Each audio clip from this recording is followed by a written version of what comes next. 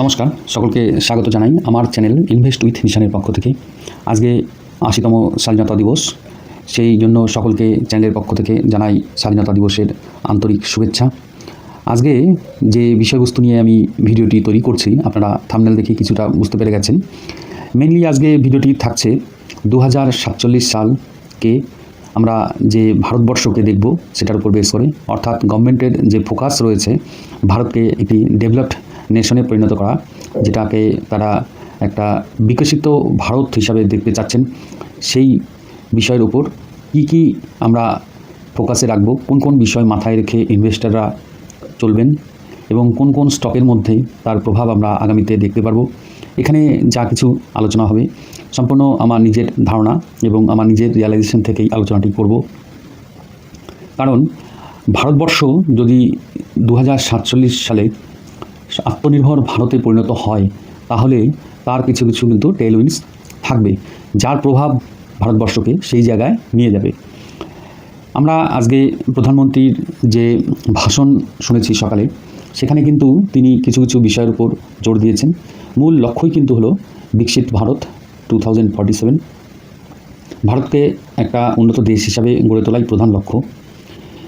তার বক্তব্যের মূল কিছু বিষয় যেগুলো স্টক মার্কেটকে রিলেট করে, সেগুলো নিয়েই আলোচনা আমি তুলে ধরব। সেখানে কিন্তু গভর্নমেন্ট বা প্রাইম মিনিস্টার নরেন্দ্র মোদী বারবার যেটা বলার চেষ্টা করেছেন, ভারতবর্ষের আত্মনির্ভরতা, অর্থনীতি, শক্তি, প্রযুক্তি, যুবশক্তি, প্রতিরক্ষা, এই যে ক্ষেত্রগুলো আছে সেগুলোকে শক্তিশালী করে তুলতে হবে এবং এই মেক ইন ইন্ডিয়া বা আত্মনির্ভরতার ওপর ভারতবর্ষের কিছু কাজ করতে হবে। তাহলেই দেশ কিন্তু এগোবে। এই আত্মনির্ভরতার ওপর বেস করেই ভারতবর্ষ এগিয়ে যাবে। তার মধ্যে কিছু প্রজেক্টের কথা বা কিছু আগামী দিনের কী সংকল্প হতে যাচ্ছে সেগুলোও তিনি বলেছেন। যেমন সেমিকন্ডাক্টরে এবং এআই নিয়ে কথা বলেছেন। যেমন সেমিকন্ডাক্টরের আরও আগামী 7-8 বছরের মধ্যে 5 থেকে 8টি নতুন সেমিকন্ডাক্টর প্ল্যান্ট গড়ে তোলার লক্ষ্য স্থির করেছেন। এনার্জি সিকিউরিটির কথা বলতে গিয়ে যে ভারতের ভবিষ্যতে বৃদ্ধির জন্য শক্তি নিরাপত্তাকে অত্যন্ত গুরুত্বপূর্ণ বলা হয়েছে। পারমাণবিক বিদ্যুৎ উৎপাদন বাড়ানোর লক্ষ্য স্থির করেছে। এর আগেও এনার্জি সিকিউরিটির কথা মাথায় রেখে 2030 সালের মধ্যে 50% এনার্জি রিনিউয়েবল এনার্জি থেকে আসবে, সেরকম একটা সংকল্প গভর্নমেন্টের তো রয়েছে। এবং 2070 সালের মধ্যে ভারতবর্ষ 100% ডিপেন্ডেন্ট হবে রিনিউয়েবল এনার্জির ওপর, এরকম একটা সংকল্প কিন্তু গভর্নমেন্টের আগে থেকেই রয়েছে। ইউথ পাওয়ারের কথা বলতে গিয়ে এআই এবং আধুনিক প্রযুক্তির দক্ষতা বৃদ্ধির উপর গুরুত্ব বাড়ানোর কথা বলেছেন। দরিদ্রতা হ্রাসের কথা বলেছেন। মানুষকে যদি দরিদ্র সীমার উপরে নিয়ে আসা যায় তাহলে কিন্তু কনজামশন বাড়বে, সেখানে কনজামশনের সেক্টরের গুরুত্ব তাহলে কিন্তু আগামীতে বাড়তে যাচ্ছে। ন্যাশনাল সিকিউরিটি, যেখানে ডিফেন্সের স্টকগুলোকে ফোকাসে রাখা যেতে পারে, এই ধরনের বিভিন্ন রকম কিন্তু তিনি আলোচনা করেছেন, যেখানে আত্মনির্ভরতা, যুবশক্তি, প্রযুক্তি, এনার্জি সিকিউরিটি, দেশীয় উৎপাদন এবং জাতীয় ঐক্যের কথা কিন্তু তার কথার মধ্য দিয়ে বারবার প্রকাশিত হয়েছে। এবার আমরা যারা স্টক মার্কেটে কাজ করি তারা যদি 2047কে ফোকাস করি, তাহলে কিছু কিছু বিষয় কিন্তু আমাদের মাথায় রেখে চলতে হবে। ভারতবর্ষের ইকোনমিক গ্রোথ হলে পরে কোন কোন সেক্টর প্রভাবিত হবে সেগুলো জানব। ইনফ্রা, ম্যানুফ্যাকচার, ডিফেন্স, এক্সপোর্ট এবং এনার্জি এবং ডিজিটাইজেশন এবং বিভিন্ন নিউ এজ কোম্পানির সাথে যুক্ত বিষয়গুলোকে নিয়ে কিন্তু বা স্টকগুলোকে নিয়ে আমরা এখানে আলোচনা করব। এখানে যে স্টকগুলোকে নিয়ে আলোচনা করব কোনোটি বাই সেল হোল্ড রেকমেন্ডেশন নয়, জাস্ট আপনাদের সামনে তুলে ধরা। আমি হয়তো একটি আঙ্গিকে আলোচনাগুলো করব, আপনারা সেই আঙ্গিকে হয়তো আরেকটি স্টক আপনাদের সেটআপ অনুসারে যেটা সুইটেবল মনে হবে সেটাকে আপনারা বাছতে পারবেন। জাস্ট খালি আমি কোন চিন্তাভাবনাগুলো করছি, কেন করছি, সেই বিষয়গুলোই আপনাদের সামনে তুলে ধরবো। আপনারা যদি এই চিন্তাভাবনাগুলো মাথায় রেখে চলেন এবং 15 থেকে 20 বছরকে লক্ষ্য স্থির করেন, তাহলে আপনাদের হয়তো একটা ভবিষ্যতে গিয়ে হিউজ একটা ওয়েলথ ক্রিয়েশনের সুযোগ গড়ে উঠতে পারে। সেই লক্ষ্যেই এই ভিডিওটি করা। প্রথমে আমরা যদি ভারতবর্ষের ইনফ্রাস্ট্রাকচারের দিকে তাকাই, একটা দেশের ইনফ্রাস্ট্রাকচার অনেক কিছু বিষয়ের উপর কিন্তু ডিপেন্ড করে। ইনফ্রাস্ট্রাকচার বলতে আমরা রোড, বিভিন্ন যে টেকনোলজির অ্যাডাপ্টেশন, ডিজিটাইজেশন, সব কিছুই কিন্তু ইনফ্রাস্ট্রাকচারের মধ্যে পড়ে। যাই হোক, বিস্তারিত আলোচনা করলে অনেক বড় হয়ে যাবে, আমি মূল আলোচনায় ঢুকে যাই। কোম্পানি বেসড আলোচনা হবে। ভারতবর্ষের ইনফ্রাস্ট্রাকচারের যে কোম্পানিগুলো আছে তার মধ্যে অন্যতম কোম্পানি হচ্ছে লারসেন অ্যান্ড টুব্রো, যে কোম্পানিটা ইনফ্রা এবং ইঞ্জিনিয়ারিং, ইন্টারন্যাশনাল বিভিন্ন ইপিসি প্রজেক্টের উপর কিন্তু কাজ করে। হিউজ অর্ডার বুক আছে। আমি কোম্পানির নামগুলো বলছি, আপনারা একটু নিজেদের স্টাডিটা চালিয়ে যাবেন। এছাড়া আরও কিছু ইনফ্রাস্ট্রাকচার কোম্পানি রয়েছে যেগুলো অনেকটা নিচে পড়ে আছে, আমি যদি ইনফ্রাস্ট্রাকচারের কথা আসি, তখন কিন্তু রেলওয়েটাও কিন্তু ইনফ্রাস্ট্রাকচারের মধ্যেই পড়ে। এবার রেলওয়ে সেক্টরের বর্তমান পরিস্থিতি কিন্তু দেখেছেন যে অনেকটা নিচে পড়ে আছে স্টকগুলো। সেই স্টকগুলো হয়তো যারা কন্ট্রাক্ট বেট প্লে করেন তাদের জন্য ভালো একটা সুযোগ হতে পারে।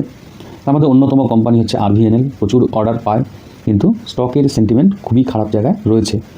আপনারা যারা কন্ট্রাবেট প্লে করতে চান তাদের জন্য সেখানে সুযোগ রয়েছে RVNL-এ। সিমিলারলি HBL ইঞ্জিনিয়ারিং যে কোম্পানিটি আছে, মেনলি এই কোম্পানিটি কভার্স ফডের ওপর কিন্তু কাজ করছে, কভার্স সিস্টেম তার উপর কিন্তু কাজ করছে।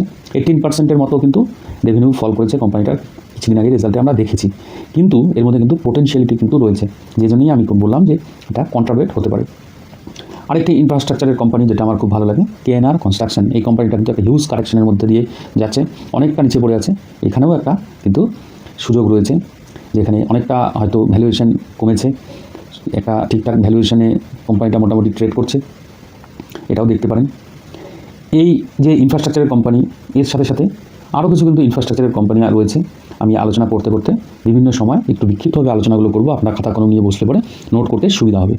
ভিডিওটি অনেক বড় হবে, আশা করব শেষ পর্যন্ত থাকবেন, একটু শিখতে পারবেন। এরপর আমরা আরেকটি কোম্পানিকে নিয়ে আলোচনা করব, যে কোম্পানিটা একটা কংগ্লোমারেট কোম্পানি, যেটা digital, energy, green hydrogen, AI, data centre সব কিছুর সাথে যুক্ত। সেটি হচ্ছে রিলায়েন্স ইন্ডাস্ট্রির একটি কংগ্লোমারেট কোম্পানি। এরা অনেক ধরনের বিজনেস করে, এর মধ্যে কিন্তু অনেক লং টার্ম থিম কিন্তু লুকিয়ে আছে। এই কোম্পানিটি বিভিন্ন সময় অভিনব বিজনেস মার্কেটে নিয়ে আসে। এর আগে আমরা দেখেছি এখান থেকে জিও ফিনান্স বেরিয়েছে, আগামীতে হয়তো জিও যে মোবাইল নেটওয়ার্কের যে বিজনেসটা আছে সেটারও IPO আসবে। সেখানে সবসময় একটা ভ্যালু আনলকিং ডিমার্জারের সুবিধা থাকে। এর মধ্যে আমরা দেখেছি রিলায়েন্সের সাথে মেটা একটি ডাটা সেন্টার তৈরি করছে টাই আপ করে। এই কোম্পানিটা ভারতবর্ষ এগোলে এই কোম্পানিটা কিন্তু এগোবে, বা এই কোম্পানিটার ভূমিকা ভারতবর্ষের গ্রোথে কিন্তু রয়েছে। এটি একটি কংগ্লোমারেট কোম্পানি, অবশ্যই আপনারা একটু স্টাডি করবেন, এবং বর্তমানে যে প্রাইসে ট্রেড করছে একটু ভালো জায়গায় কিন্তু কোম্পানিটি আছে। এরপর যদি আমরা ডিফেন্স সেক্টর নিয়ে আলোচনা করি, ভারতবর্ষ আত্মনির্ভর ভারত হবে। ভারতবর্ষের যে যুদ্ধ সরঞ্জাম সেগুলো যে কত ইমপ্রুভ করেছে, কিছুদিন আগে যে ইন্ডিয়া পাকিস্তান যেটুকু ওয়ার হলো সেখানে কিন্তু বারবার প্রমাণ করেছে ভারতবর্ষের সমরাস্ত্র কতটা শক্তিশালী, যার জন্য কিন্তু ডিফেন্স সেক্টরে এক্সপোর্টের পরিমাণ হিউজভাবে কিন্তু বেড়েছে। এই যে এক্সপোর্ট, অর্থাৎ অন্যান্য দেশে ভারতবর্ষের যুদ্ধের যে সরঞ্জাম সেগুলো ডিমান্ড বেড়েছে। এবং আরেকটি কথা, ভারতবর্ষ কিন্তু এতদিন ডিফেন্স ইকুইপমেন্ট অন্যান্য দেশ থেকে কিন্তু আস্তে আস্তে কিন্তু ভারতবর্ষ সেই জায়গা থেকে অনেকটাই বেরিয়ে আসতে সক্ষম হয়েছে, কারণ ভারতবর্ষ অনেক কিছুই নিজেরা তৈরি করছে। এই ডিফেন্স সেক্টরের আমার ভালো লাগার কোম্পানিগুলোর মধ্যে অন্যতম দুটো কোম্পানি হচ্ছে, প্রথমটি Hindustan Aeronautics limited. Bharatvarsha self reliance হতে চাইলে এই কোম্পানিটার গুরুত্ব কিন্তু রয়েছে। কোম্পানির কাছে হিউজ অর্ডার বুক রয়েছে, কিন্তু এক্সিকিউশনের সমস্যা দেখে কোম্পানিটা একটু মোমেন্টাম হারিয়েছে, কিন্তু 2-1 দিন আগেই আমরা একটু মোমেন্টাম পেতে দেখলাম। এটা একটা ভালো ইনভেস্টমেন্টের সুযোগও হতে পারে, যদি আপনার চিন্তাভাবনা খুব লং টার্ম হয়। ভারত যত আগাবে এবং ডিফেন্স সেক্টরকে ভারত যত সাজাবে, এই কোম্পানিটার গ্রোথ কিন্তু আগামীতে আশা করি আমরা দেখতে পারবো। এরপরে যে কোম্পানিটি খুব ভালো লাগে আমার, সেটি হচ্ছে ভারত ইলেকট্রনিক্স লিমিটেড। এর কিন্তু প্রচুর ডিমান্ড রয়েছে। কীরকম ডিমান্ড? গ্রোয়িং ডিফেন্স এক্সপোর্ট ডিমান্ডের সাথে এটার কিন্তু সম্পর্ক রয়েছে। কারণ এই কোম্পানিটি এমন একটি কোম্পানি যেটা সেমিকন্ডাক্টরের কাজ করে, বিভিন্ন ইলেকট্রনিক ডিভাইসের উপর কাজ কিন্তু করে। এর কিন্তু অর্ডার এক্সিকিউশন সব দিক থেকে কোম্পানিটা ঠিকঠাক আছে, এবং ডিফেন্স সেক্টরে যতগুলো কোম্পানি রয়েছে তার মধ্যে ভ্যালুয়েশনে এটাকেই আমার ঠিকঠাক মনে হয়। এবং এরকম একটি স্টক যেটাতে সবসময় অ্যাকুমুলেশন করে যাওয়া যায়, এবং কোম্পানিটা কিন্তু অল টাইম হাই থেকে অনেকটা নিচে বর্তমানে একটা জায়গা ট্রেড করছে। এবার যদি আমরা একটু এক্সপোর্ট ওরিয়েন্টেড চিন্তাভাবনা করি, কারণ কি ভারতবর্ষের জুলাই মাসে যে ডাটা আমরা দেখেছি সেখানে কিন্তু ভারতবর্ষে প্রচুর এক্সপোর্ট কিন্তু বেড়েছে। সেই ডাটাগুলো আমি স্ক্রিনে দিয়ে দেবো, কিন্তু আলোচনা করতে গেলে প্রচুর সময় লেগে যাবে। এক্সপোর্ট ভারতবর্ষ মেনলি কী কী করে সেই জিনিসটাকে যদি আমরা মাথায় রাখি তাহলেই বুঝতে পারবো। এক্সপোর্টের দিক থেকে Bharatvarsha pharma, textiles, auto components আর IT সার্ভিসেস এগুলো কিন্তু বাইরের দেশে প্রোভাইড করে।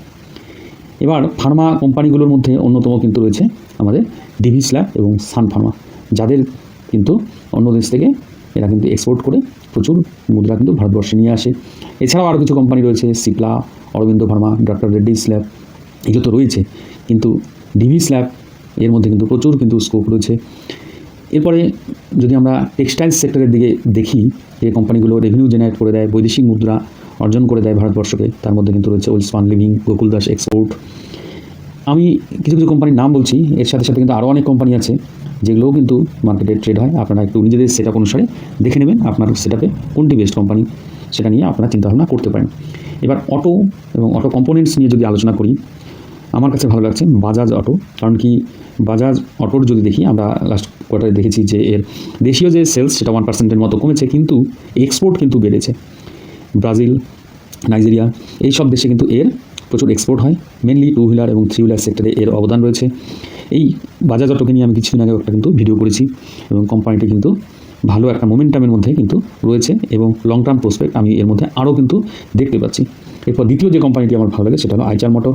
কারণ কি, রয়্যাল এনফিল্ডের কিন্তু একটা মার্কেট রয়েছে। আরেকটি বিষয় বাজাজ অটো নিয়ে যেটা বলছিলাম, বাজাজ অটোর যে মেনলি কেটিএম বাইক, এটার কিন্তু ডিমান্ড বাইরের দেশে রয়েছে, সেখান থেকে মেনলি এরা রেভিনিউ কিন্তু প্রচুর কিন্তু জেনারেট করছে।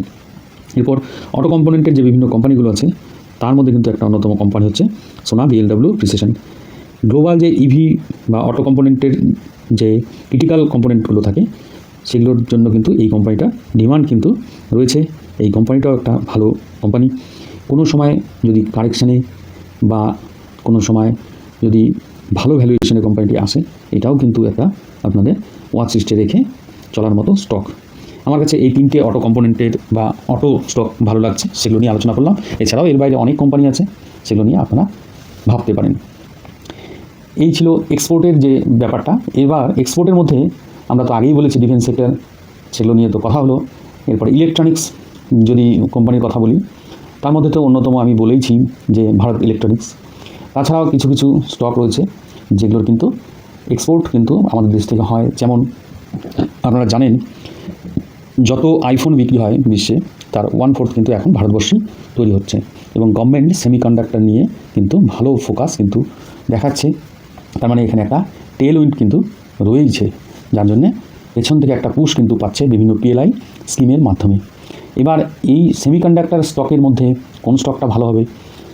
অন্যতম ডিকসন, কিন্তু ডিকসনের কিছু সমস্যা অর্ডার বুকে রয়েছে, অর্ডার বুক কমেছে কিছুটা।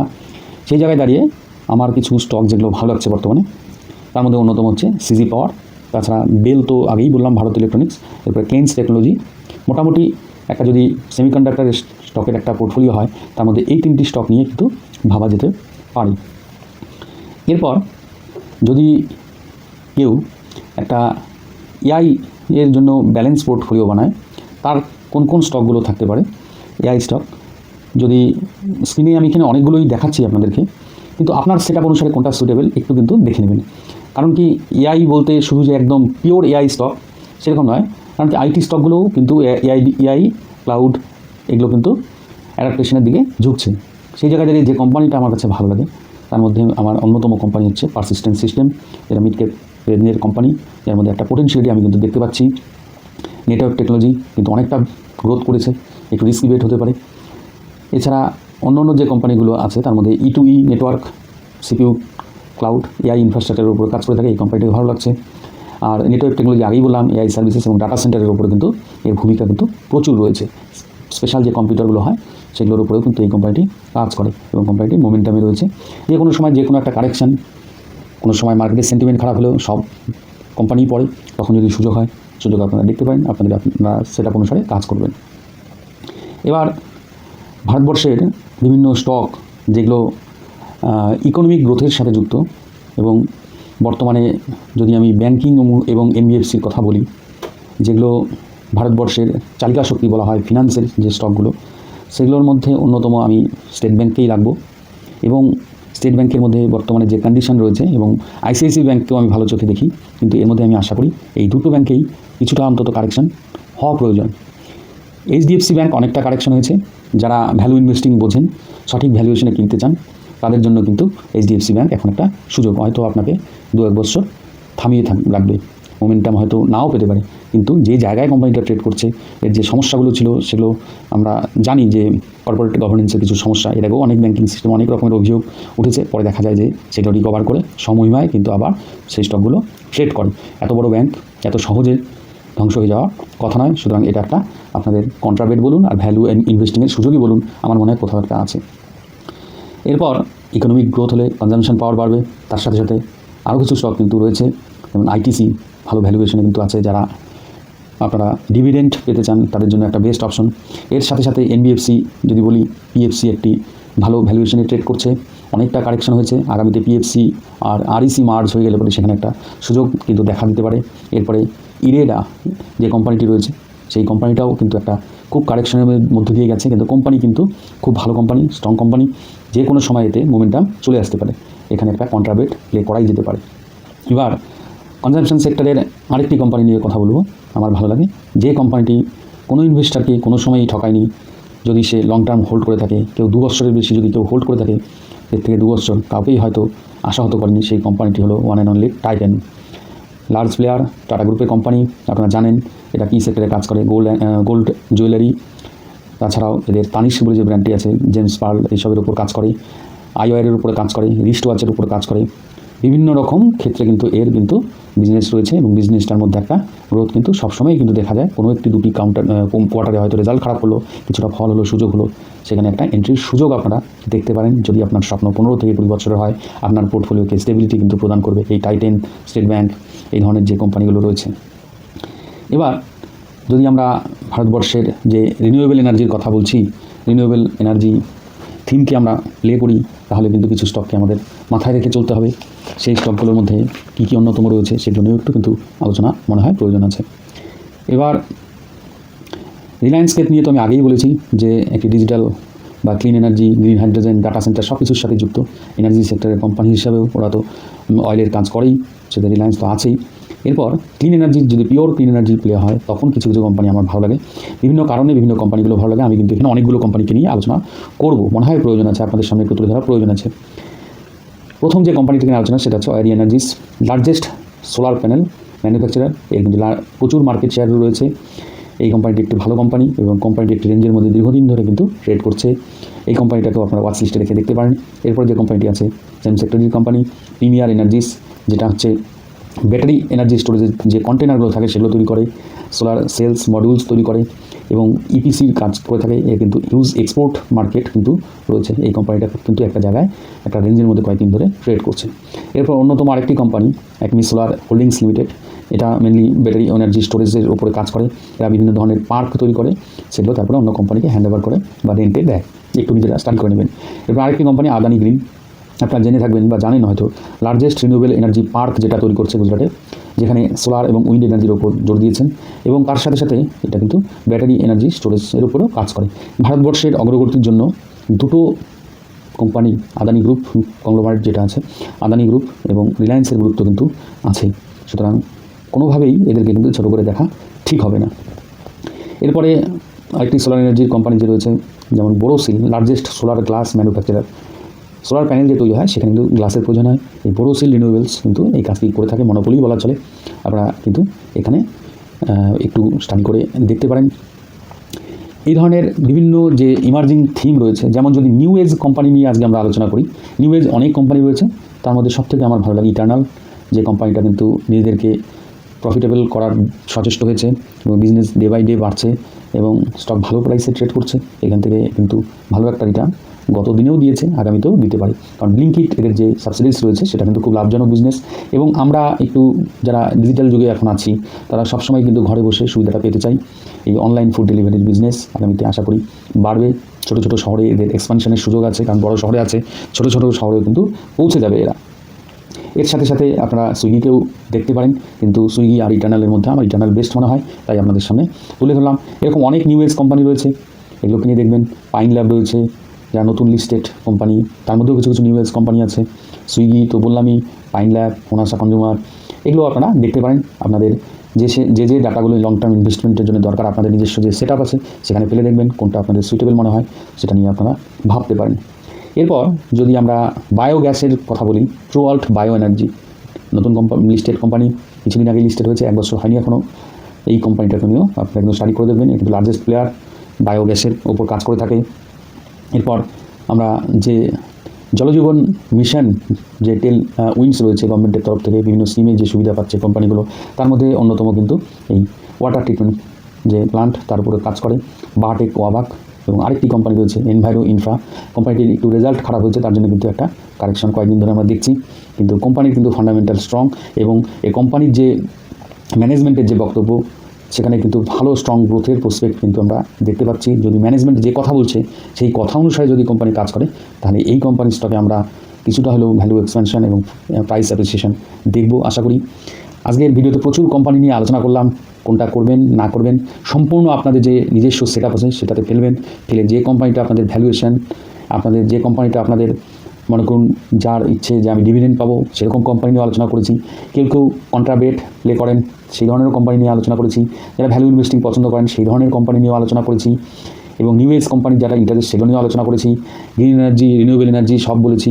ডিফেন্স নিয়ে কথা বলেছি, কংগ্লোমারেট কোম্পানি নিয়ে কথা বলেছি, ফার্মা নিয়ে কথা বলেছি, অটো এবং অটো ইন্ডাস্ট্রিজ, ইভি সব ধরনের কোম্পানি নিয়ে কিন্তু আলোচনা আজকে হলো। এবং ইভি সেক্টরের কথা একটু বলি। ইভি সেক্টরের কথা বলতে গেলে পরে দুটো কোম্পানি যারা বাস তৈরি করে, JBM auto, Olectra Greentech. JBM auto কিন্তু আপনি কোনো এয়ারপোর্টে যাবেন, যে বাসগুলোতে আপনারা ফ্লাইটে ওঠার জন্য দেখবেন সেই বাসগুলো জেবিএম অটো। যত ট্যুরিস্ট বাড়বে, ট্যুরিজম বিজনেস বাড়বে, তত কিন্তু এই বাসগুলোর ডিমান্ড কিন্তু বাড়বে। তারপরে যদি আমরা কার্বন ডাইঅক্সাইড ফ্রি বা গ্রিন এনার্জির ব্যবহার 2030-এর মধ্যে 50% করি, তাহলে কিন্তু এই সেক্টরটির মধ্যে একটা কিন্তু বুম কিন্তু আসবে। অলেকট্রা গ্রিনটেক বিভিন্ন স্টেট থেকে দেখবেন মাঝে মধ্যে এরা বাসের অর্ডার পায়। এই কোম্পানিটির প্রাইস যে লেভেলে ট্রেড করছে একটা স্ট্রং রেজিস্ট্যান্সের মধ্যে আছে, সেটা ব্রেক করলে কোম্পানিটার মধ্যে আগামীতে গ্রোথ হবে। এবং আরেকটি রিনিউয়েবল সেক্টরের কোম্পানি টাটা পাওয়ার, যেটা কংগ্লোমারেট বলা চলে, সে রুফটপ সোলার প্যানেল এবং থার্মাল এনার্জি এবং উইন্ড এনার্জি সব ধরনের কাজের সাথে কিন্তু যুক্ত। কিন্তু কোম্পানিটার কিছুটা ডেপ্ট আছে বলে কোম্পানিটাকে আপনারা ওয়াচ লিস্টে রেখে দেখতে পারেন। এবং যে প্রাইসে ট্রেড করছে সেখানে থেকে মোটামুটি যদি 395 ক্রস করে যায়, তারপরে আবার একটা রেজিস্ট্যান্স 405-10 গিয়ে পাবে। সেই 410-10 যে রেজিস্ট্যান্সটা আছে সেটাকে ক্রস করলে কোম্পানিটার মধ্যে হিউজ গ্রোথ আমরা আগামী দিনে দেখতে পারি। এবং 370 নিচে আসলে সেটাতে আবার প্রাইসের ফলো আমরা দেখতে পারি। আর টাটার কোম্পানির মধ্যে আপনারা দেখেছেন কয়েকদিন ধরে একটা টান উত্তেজনা কিন্তু রয়েছে।